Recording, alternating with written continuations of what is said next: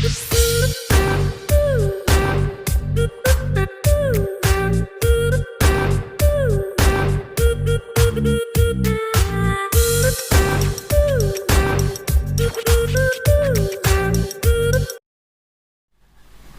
एक अभिक्रिया है A + B that gives C। मान लिया यहाँ स्टोइकियोमेट्रिक नियतांक A B C हैं, तो इसका जो वेग समीकरण है ये है कि A पावर m और B पावर n प्रयोगों द्वारा निर्धारित है। तो इसके जो पावर्स हैं, जैसे यहाँ m और n हैं, अगर उन पावर्स को हम जोड़ दें, सांद्रता पदों के पावर्स को हम जोड़ दें, तो उसको हम कहते हैं अभिक्रिया की कोटि। तो अभिक्रिया की कोटि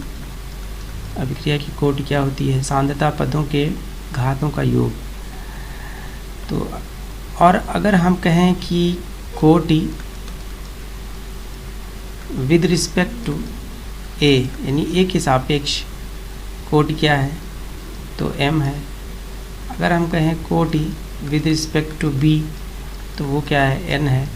लेकिन जो ओवरऑल ऑर्डर है, ओवरऑल कोटि है, यानी पूरे अभिक्रिया की कोटि है, वो क्या है? m + n है। तो इस अभिक्रिया का रेट ये जो लिखा हुआ है, इसमें जो अभिक्रिया की कोटि है, वो क्या है? m + n है। तो अभिक्रिया की कोटि m + n होती है। तो m की वैल्यू क्या हो सकती है?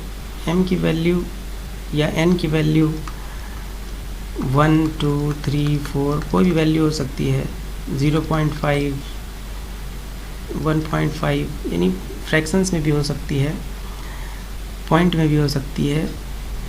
तो इसलिए अभिक्रियाएं कितने प्रकार की होती हैं अगर कोटि के आधार पे देखें, यानी अगर m की वैल्यू 0 है, n की वैल्यू 0 है, तो कोटि क्या होगी? 0। तो यहाँ पर कई प्रकार की अभिक्रियाएं, शून्य कोटि की अभिक्रियाएं, प्रथम कोटि की अभिक्रियाएं, द्वितीय कोटि की अभिक्रियाएं, इनके एग्जाम्पल लिखे हुए हैं।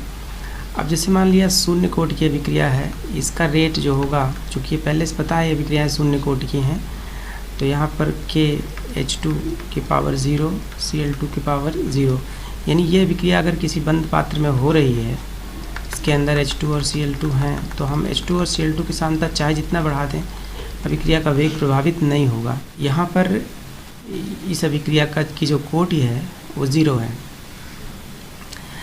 ये देखिए, यहाँ HNu है, यहाँ AU है, यहाँ PT है। उत्प्रेरक के पृष्ठ पर होने वाली अभिक्रियाएं प्रायः शून्य कोटि की होती हैं। तो एरो के ऊपर अगर कोई ठोस उत्प्रेरक है और यहाँ पर ये सब गैसेज हैं, तो प्रायः वो शून्य कोटि की अभिक्रिया होती है। प्रथम कोटि की अभिक्रियाएं देखिए, इसमें यहाँ पर जो रेट लिखते हैं, रेट बराबर K N2O5 पावर 1। अब ये पावर में 1 है, इसलिए इसकी कोटि 1 है। ये पहले से पता है, ये एक्सपेरिमेंट करके देखा गया है। अब यहाँ 2 है, तो उसको देख करके इसको द्वितीय कोटि की नहीं कहेंगे। इसी तरह इसका भी पावर, इसमें भी इसका रेट लिखेंगे, तो रेट बराबर होगा K H2O2 पावर 1, यानी ये प्रथम कोटि की अभिक्रिया है। अब जैसे दूसरी अभिक्रिया है, अगर इसको हम 2 से डिवाइड कर दें, तो रिएक्शन क्या है? ये H2O2 that gives H2O + ½ O2। तो रिएक्शन को इस तरह से लिखें या इस तरह से लिखें, उससे उसकी कोटि पर फ़र्क नहीं पड़ता। ये प्रथम कोटि की अभिक्रिया है, तो चाहे इस तरह लिखें चाहे इस तरह लिखें, वैसी रहेगी। तो प्रयोगों द्वारा देखा जाता है कि उसका वेग उस सांद्रता पर किस प्रकार निर्भर करता है। तो इसी तरह द्वितीय कोटि की अभिक्रिया के एग्जाम्पल लिखे हुए हैं ये, और तृतीय कोटि के भी लिखे हुए हैं। तो ये अभिक्रियाओं के एग्जाम्पल हैं, और इनका डिटेल हम नेक्स्ट वीडियो में देखेंगे।